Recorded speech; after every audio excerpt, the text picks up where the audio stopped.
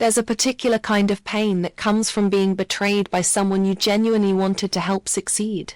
It's different from the sting of corporate politics or the disappointment of a promotion that goes to someone less qualified.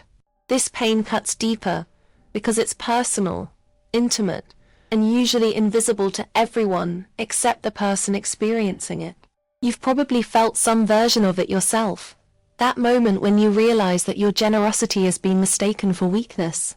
Your knowledge has been treated as free labor, and your trust has become the foundation for someone else's advancement at your expense. Here's what nobody tells you about workplace betrayal. It's rarely dramatic. There are no shouting matches, no obvious villains, no clear moments of confrontation that you can point to and say, that's when everything went wrong. Instead, it happens gradually, professionally, with the kind of sophisticated cruelty that corporate environments have perfected over decades. The person who replaces you will smile at you every morning. They'll thank you for your help. They'll express gratitude for your mentorship right up until the moment they take credit for everything you've taught them. The most insidious part of professional betrayal is how it makes you question your own judgment. You start wondering if you were naive for trusting, foolish for sharing your knowledge, weak for being generous with your expertise. You replay conversations looking for signs you missed, warning signals you ignored, moments when you should have protected yourself instead of investing in someone else's success. But here's the paradox that took me years to understand. The problem was never your willingness to trust or teach or support. The problem was that you were operating with integrity in an environment that rewards the opposite. What I'm about to share with you is the story of how I learned this lesson the hard way. Through 5 years of mentoring someone who systematically dismantled my professional life while I watch, confused and complicit. It's the story of how trust can become a weapon in the wrong hands. How loyalty can be exploited by those who understand its value but don't reciprocate it. And how the very qualities that make you excellent at your job can be turned against you by ambitious colleagues who mistake your strength for vulnerability. Most importantly, it's the story of how devastating betrayal can become the foundation for building something better, stronger, and more aligned with your actual worth. I remember the first day Marcus walked into our small accounting firm in downtown Phoenix. It was one of those scorching August mornings where the air conditioning struggled against the desert heat, and I was already 3 cups of coffee deep into what would become the most naive decision of my professional life. Sarah, our office manager, knocked on my cubicle wall with that familiar smile that usually meant more work was coming my way. "Hey Jennifer, meet Marcus. He's going to be working with our team, and I thought you'd be perfect to show him the ropes." Perfect. That word would haunt me for months to come. Marcus looked genuinely lost, standing there in his crisp white shirt that screamed fresh out of college, clutching a leather portfolio like a lifeline. His eyes darted around the office, taking in the maze of cubicles, the ancient copy machine that jammed every Tuesday, and the motivational posters that had been there since the Clinton administration. I felt that familiar tug of empathy that had always been both my greatest strength and my most dangerous weakness. "Don't worry," I told him, clearing off the chair next to my desk. "I remember my first day here 5 years ago. I was so nervous I accidentally sent a client's tax return to the wrong address." He laughed, and I thought I was being helpful. I thought I was building trust within our professional environment. Looking back now, sipping my morning coffee in the quiet of my home office, I can see how quickly training became routine. Every morning, Marcus would arrive 15 minutes early, just like I taught him. He'd stop by my desk with questions that seemed innocent enough at first. "How do you organize these files so efficiently? What's the shortcut for this calculation? Can you show me that client presentation format again?" Each question felt like validation of my expertise, like proof that my 5 years of experience meant something. I'd pull up my carefully organized templates, walk him through the processes I'd refined through countless late nights and frustrated problem-solving sessions. The trust I gave felt natural, professional, like the kind of mentorship I'd always hoped to receive but never had. But mentorship, I learned, requires mutual respect, and trust in a professional environment should never be one-sided. Marcus absorbed everything I taught him like a sponge, nodding enthusiastically, taking detailed notes in his expensive leather notebook. He'd ask follow-up questions that made me feel brilliant, like I was this wise veteran sharing precious knowledge. "You're so organized," he'd say. "I hope I can be half as efficient as you someday." Those words fed something hungry inside me, something that had been starving for recognition in an office where hard work often went unnoticed. I began staying late to prepare training materials for him, creating step-by-step guides that I'd never had the time to make for myself. The routine became comfortable, almost addictive. Every success he had felt like a reflection of my teaching. Every compliment he received from clients felt like indirect praise for my mentorship. When he started handling smaller accounts independently, I felt proud, like a parent watching their child take their first steps. I'd watch him across the office, confidently explaining tax codes to clients, and think about how I'd contributed to his growth. The other team members would joke about how quickly he was learning, how natural he seemed at the job. "You're a great teacher," they'd tell me, and I'd beam with pride, not realizing that I was systematically making myself replaceable. It was during one of those routine training sessions, probably in his 3rd month, that I first noticed the subtle shift. Marcus was explaining a complex tax strategy to a client over the phone, and I heard him use the exact phrasing I'd taught him, the same analogies I'd developed to make difficult concepts understandable. But when the client complimented his expertise, Marcus didn't mention that these were techniques he'd learned from me. He accepted the praise as if it were entirely his own. I felt a small flutter of unease, like when you're driving and suddenly can't remember the last few miles. That moment should have been a warning, but I was too invested in the mentorship to see it clearly. The training continued, but something had shifted. Marcus's questions became more strategic, more focused on understanding not just the work itself, but the relationships that made the work possible. How do you manage client expectations? What's the best way to communicate with upper management? How do you handle difficult conversations with team members? I answered these questions with the same enthusiasm I'd shown from the beginning, never thinking that I was essentially handing him a roadmap to navigate around me. Trust, I was learning, could be a dangerous thing when it wasn't reciprocated. And in a professional environment, knowledge shared without boundaries could become the foundation of your own obsolescence. The change didn't happen overnight, but when I look back now, I can pinpoint the exact moment when the professional environment around me began to shift. It was a Thursday morning in late October, and I was reviewing the quarterly reports in our cramped break room that doubled as a conference space. The coffee maker was gurgling its familiar tune, and I had spread my papers across the small table, color-coding client files the way I'd always done. Marcus walked in, but instead of his usual greeting, he simply nodded and poured his coffee. No, good morning. No casual chat about the upcoming weekend. The silence felt heavy, like the air before a thunderstorm, and I found myself studying his face for clues about what had changed. That was the beginning of what I now recognize as systematic isolation. Email threads that used to include me automatically began arriving without my name in the recipient list. Projects I had initiated, nurtured from concept to completion, suddenly moved forward without my input. At first, I attributed it to simple oversight.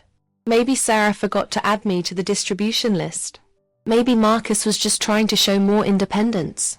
But as the days passed, the pattern became undeniable. I would discover project updates through casual conversations with other team members, like an outsider hearing gossip about my own work. The frustration was maddening, but I told myself it was probably just growing pains as our team dynamics evolved. The most painful part was watching Marcus's confidence grow as my involvement diminished. He began speaking in meetings with an authority that felt borrowed, using phrases and concepts I had taught him, but presenting them as his own insights. When clients called with questions about ongoing projects, calls that used to be routed to me, I'd hear them being transferred to Marcus instead. "He's handling that account now," the receptionist would say, and I'd sit there wondering when exactly that decision had been made, and why no one had thought to inform me.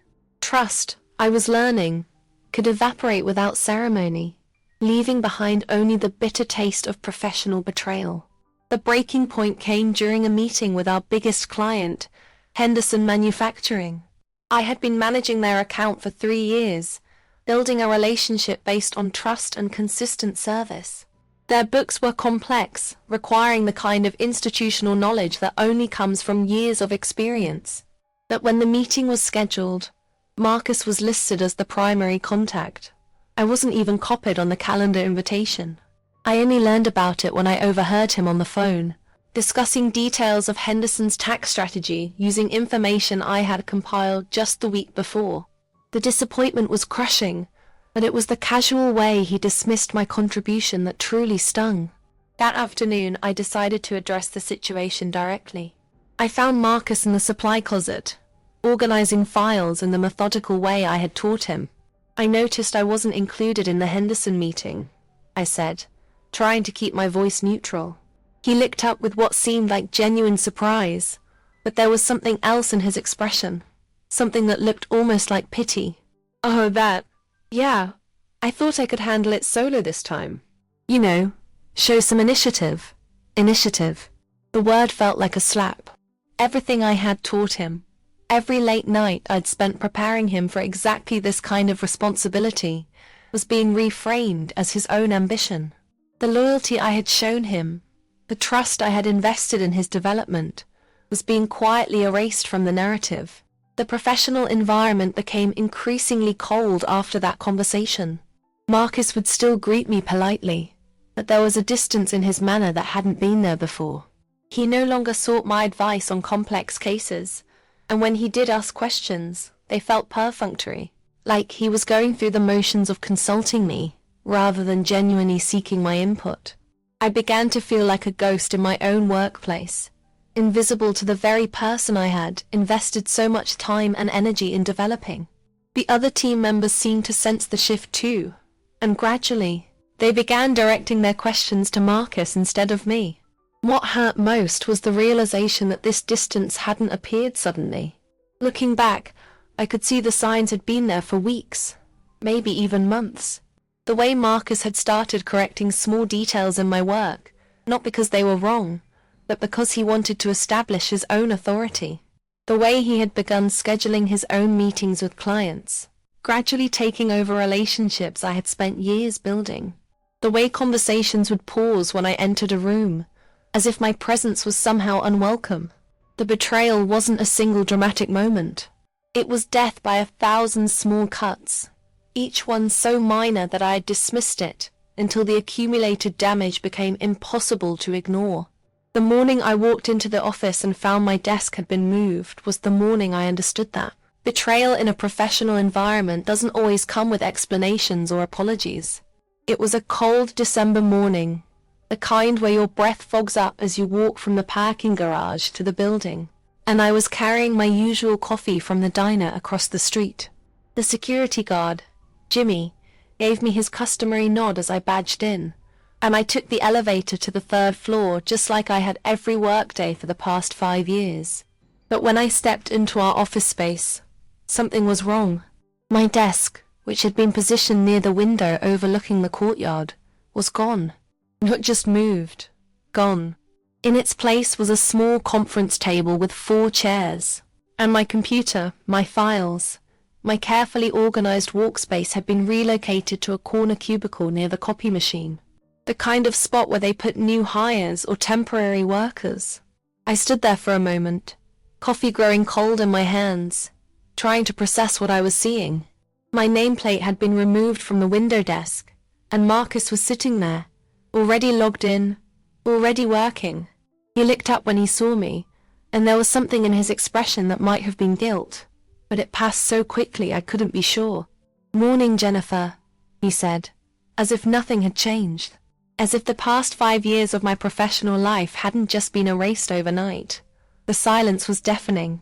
No one in the office met my eyes as I walked to my new location. The receptionist, Maria, who usually greeted me with updates about her grandchildren, suddenly became very interested in her computer screen. The other accountants, colleagues I had worked alongside for years, seemed to find urgent tasks that required their complete attention. Even Sarah, who had introduced me to Marcus just 4 months earlier, was nowhere to be seen. It was as if the entire office had been choreographed to avoid acknowledging what had happened. The trust I had placed in this professional environment, the loyalty I had shown to the company and my colleagues, felt like it was being systematically dismantled. I settled into my new workspace, trying to maintain some semblance of normalcy while my mind raced with questions. When had this decision been made? Who had authorized it? Why hadn't anyone spoken to me about it? The disappointment was overwhelming, but it was mixed with a growing sense of disbelief. This was the same company where I had worked overtime without complaint, where I had trained new employees, where I had built client relationships that generated significant revenue. Yet here I was, demoted to a corner cubicle without so much as a conversation. The learning curve was steep and painful. In corporate America, loyalty is often viewed as weakness, and trust is a luxury that can be revoked without notice. Around 10 o'clock, I finally worked up the courage to approach Marcus directly. He was reviewing a file that looked suspiciously like the Henderson manufacturing account, the one I had managed for 3 years. "Can we talk?" I asked, and he looked up with that same neutral expression he had been wearing all morning. "Sure, what's up?" he replied as if we were discussing the weather. I gestured toward the window desk, toward the space that had been mine until this morning. "I'm just trying to understand what happened with the seating arrangement." He leaned back in his chair, the same chair I had sat in for countless hours, and gave me a look that was part sympathy, part condescension. "Oh, that. Yeah, they thought it made more sense for me to be closer to the client files. You know, for efficiency." Efficiency. The word hit me like a physical blow. Every system I had created, every process I had refined, every relationship I had built was being rebranded as Marcus's efficiency. The worst part was the casual way he delivered this explanation, as if it were the most natural thing in the world. As if my years of experience, my proven track record, my dedication to the company meant nothing compared to his 4 months of training. I felt a surge of anger that I had to suppress, because getting emotional in a professional environment is often seen as proof that you don't belong there in the first place. Instead, I nodded and walked back to my corner cubicle, where I spent the rest of the day trying to reconstruct my work life from the pieces they had left me. The silence continued for days. No official announcement was made about the reorganization. No email went out explaining the new seating arrangements or the shift in responsibilities. It was as if the company hoped that by not acknowledging what had happened, they could avoid taking responsibility for it. But the message was clear. I was being pushed out, gradually but deliberately. The supermarket of corporate loyalty, I was learning, operates on a clearance model. When someone fresher, younger, or more ambitious comes along, the long-time employees get marked down until they're eventually moved to the back of the store where no one can see them.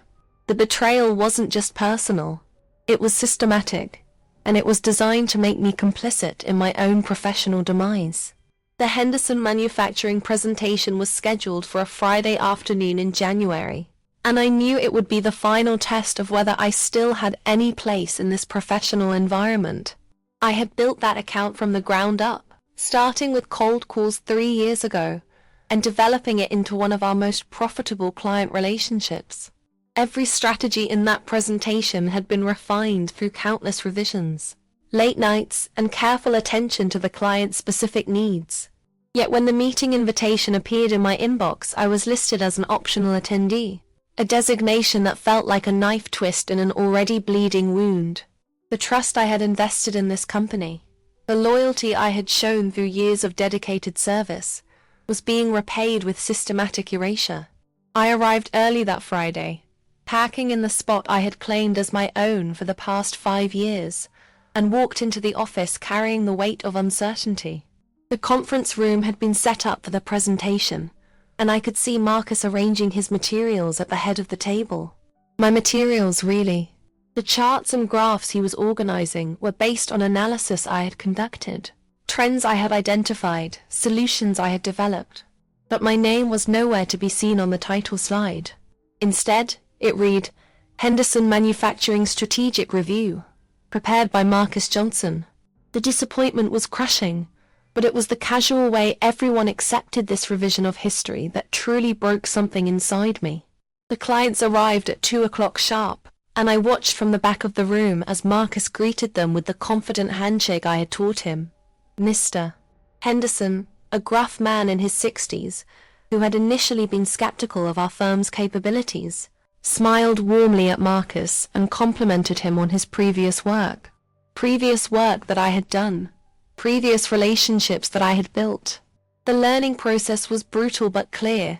In corporate America, credit flows upward to those who position themselves to receive it, regardless of who actually earned it.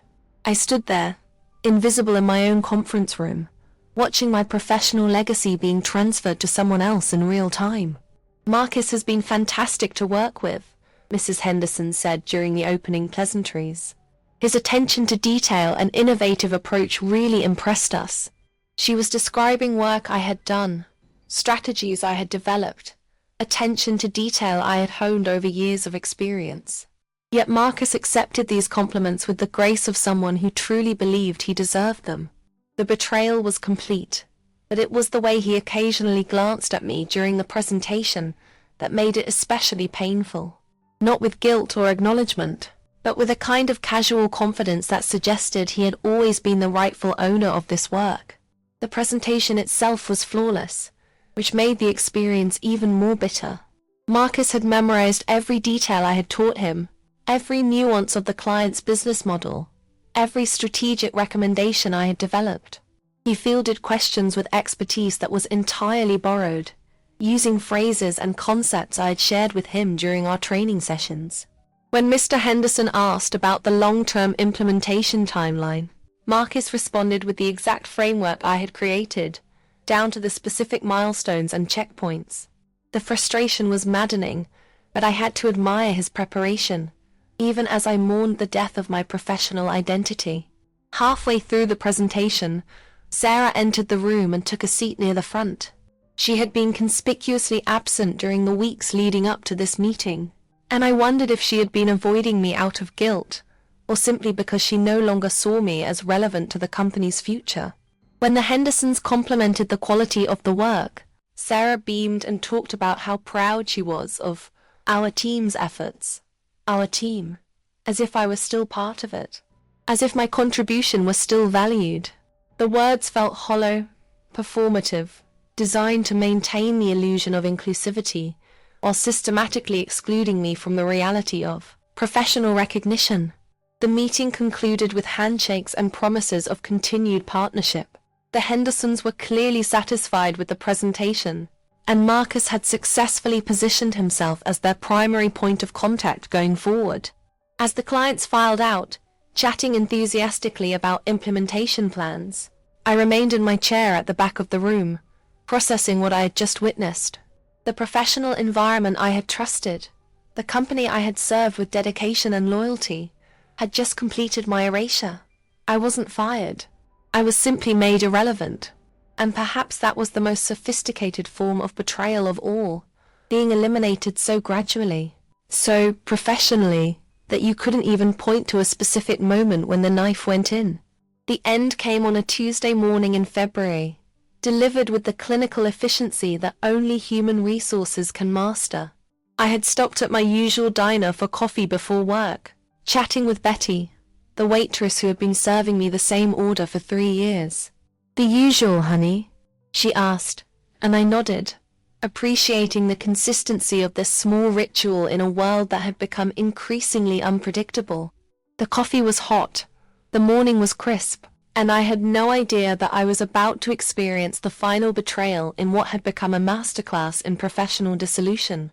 When I reached the office building, I badged in as I had thousands of times before, but this time, the light flashed red instead of green. The security guard, Jimmy, looked confused as he checked his computer screen. "That's weird," he said, typing something into his keyboard. "Let me try the system again." But the second attempt yielded the same result. Access denied. My stomach dropped as I realized what this meant, but I still held on to the hope that it was some kind of technical error.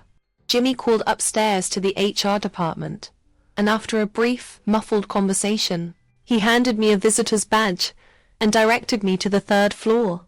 "Someone from HR will meet you at the elevator," he said, avoiding eye contact. The walk to the elevator felt like a death march, each step taking me closer to a reality I wasn't ready to accept. Linda from Human Resources was waiting for me when the elevator doors opened, wearing the kind of practiced sympathetic expression that HR professionals perfect over years of delivering bad news. "Jennifer," she said, extending her hand for a handshake that felt more like a condolence. "Thank you for coming in. We need to have a brief conversation." Brief. That word would echo in my mind for weeks afterward. 5 years of dedication, loyalty, and professional growth, reduced to a brief conversation in a sterile conference room that smelled of disinfectant and disappointment. The trust I had placed in this company, the professional environment I had helped to build, was about to be severed with corporate efficiency. The conversation itself was surreal in its detachment from reality. Linda spoke in the carefully modulated tones of someone reading from a script, explaining that my position was being eliminated due to organizational restructuring. She used phrases like right-sizing and efficiency optimization, corporate euphemisms designed to make betrayal sound like strategic planning. When I asked why I hadn't been given any warning, any opportunity to discuss my future with the company, she simply repeated that this was part of a comprehensive evaluation process. The learning was harsh but clear. In corporate America, loyalty is often rewarded with elimination, and trust is frequently repaid with professionally worded dismissal letters. What struck me most was how thoroughly they had planned my removal.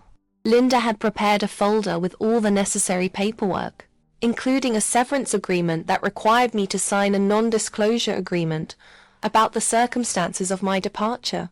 My health insurance would continue for 60 days. My 401k would be transferred within 2 weeks. My final paycheck would be direct deposited on Friday.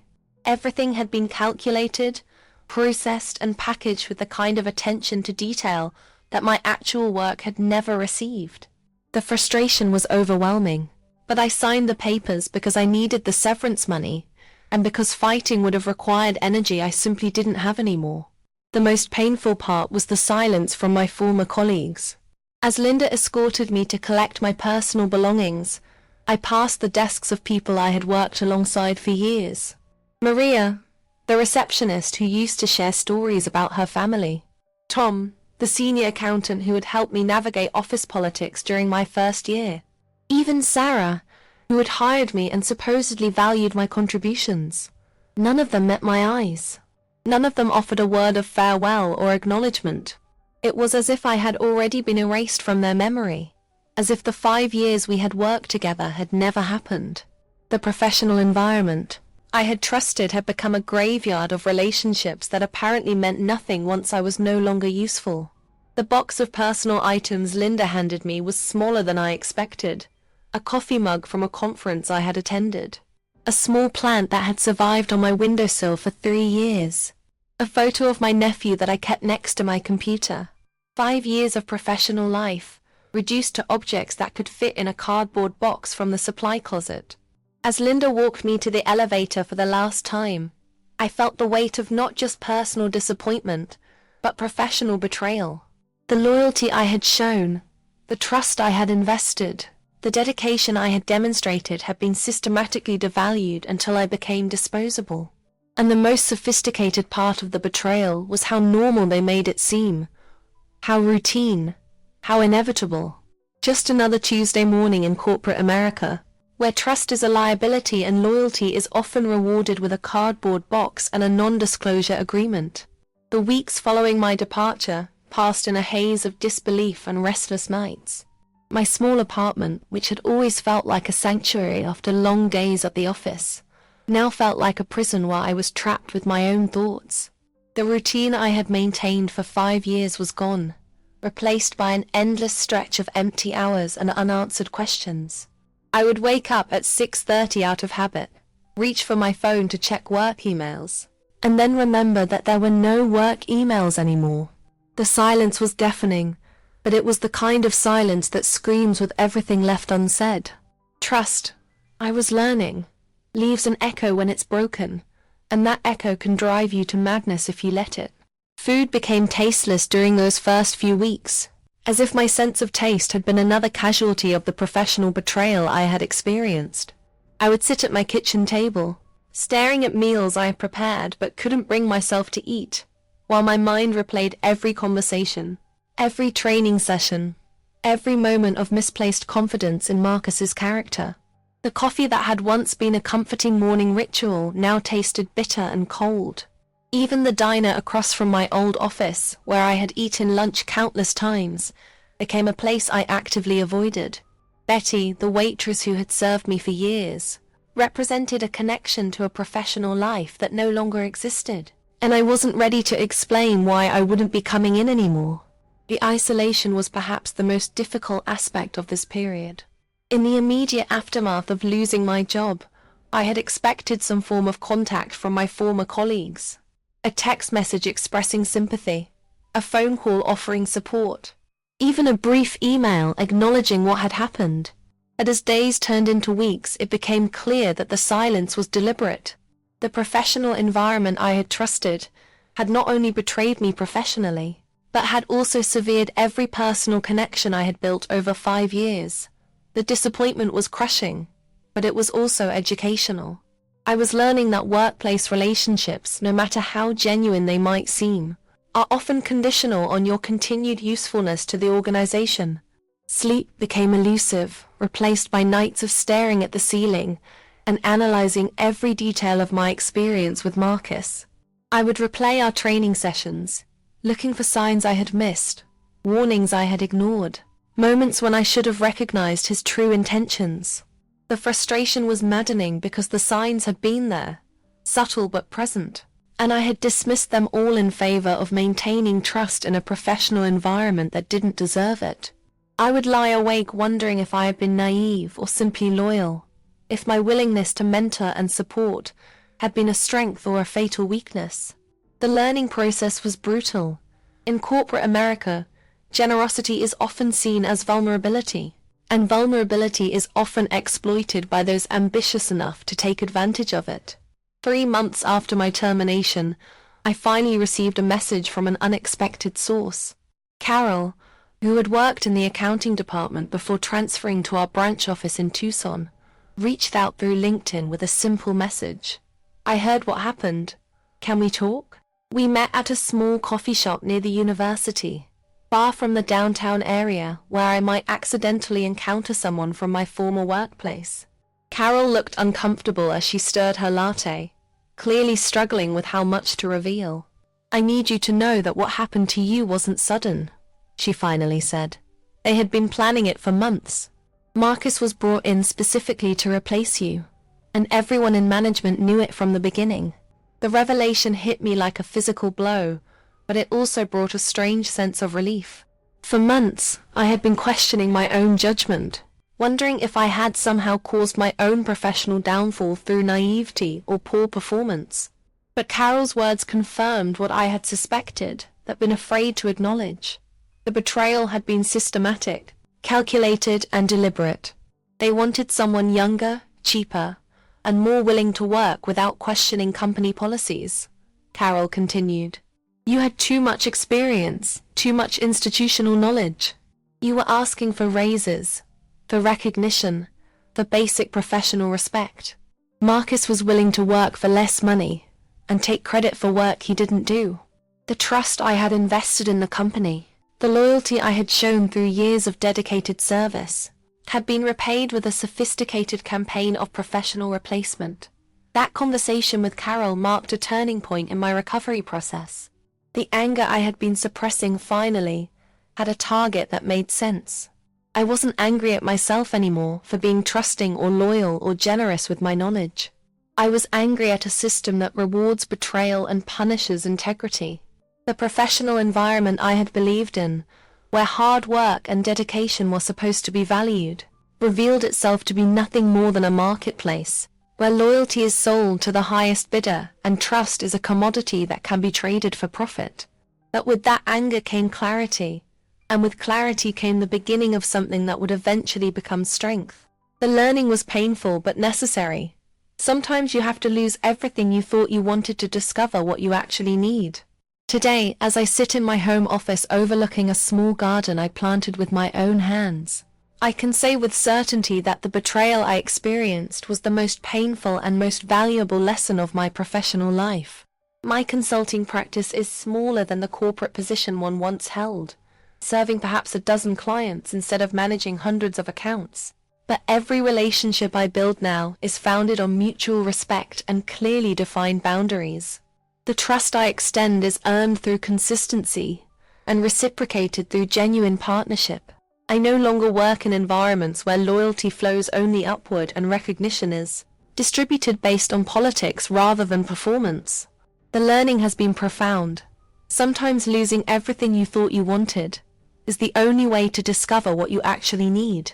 The decision to start my own practice wasn't born from ambition or entrepreneurial spirit, but from necessity and hard-won wisdom. After months of job searching and encountering the same toxic dynamics in interview after interview, I realized that the professional environment I was seeking simply didn't exist in traditional corporate structures. Companies wanted my experience but not my expectations. They valued my skills but not my worth. They appreciated my knowledge but resented my confidence. So I created my own space, where trust is a foundation rather than a weapon, where loyalty is mutual rather than exploitative, and where my reputation belongs to me, rather than being borrowed by ambitious colleagues who mistake generosity for weakness. The most important boundary I established was around mentorship and knowledge sharing.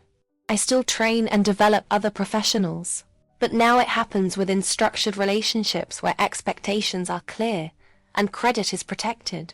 When I work with junior accountants or business students, we begin with written agreements about intellectual property, attribution, and professional development goals. The trust I extend is proportional to the respect I receive, and loyalty must be demonstrated rather than assumed. It took me years to understand that protecting your professional knowledge isn't selfishness. It's self-preservation. In a world where expertise is often stolen rather than acknowledged, generous teachers must become strategic about how and when they share their wisdom. The hardest lesson was learning to recognize the signs of professional predators before they can establish themselves in your workspace. Marcus wasn't evil or malicious. He was simply ambitious in a way that prioritized his advancement over ethical considerations.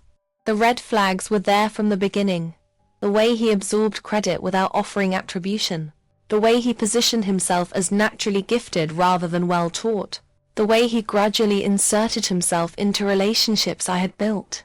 Now, when I encounter similar personalities in professional settings, I maintain polite distance and protect my work accordingly. The disappointment of recognizing these patterns is far less painful than the betrayal of ignoring them. My client relationships now operate on principles of transparency and mutual benefit that would have seemed naive to my former corporate colleagues. I charge what my expertise is worth, deliver exactly what I promise, and maintain boundaries that protect both my work and my emotional well-being. When clients attempt to extract free consulting under the guise of picking my brain, I politely redirect them to paid consultation services. When potential partners suggest working relationships that seem weighted in their favor, I decline without guilt or lengthy explanations.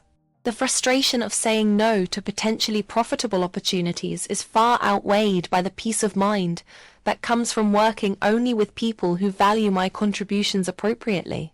The most surprising outcome of this professional transformation has been the quality of relationships I've been able to build. When you establish clear boundaries and maintain consistent standards, you attract clients and colleagues who operate with similar integrity. My current professional environment consists of small business owners, fellow consultants, and corporate executives who understand that trust is earned through consistency, rather than demanded through hierarchy. These relationships are built on mutual respect rather than convenient exploitation, and the loyalty that emerges is genuine rather than strategic. The learning has been profound.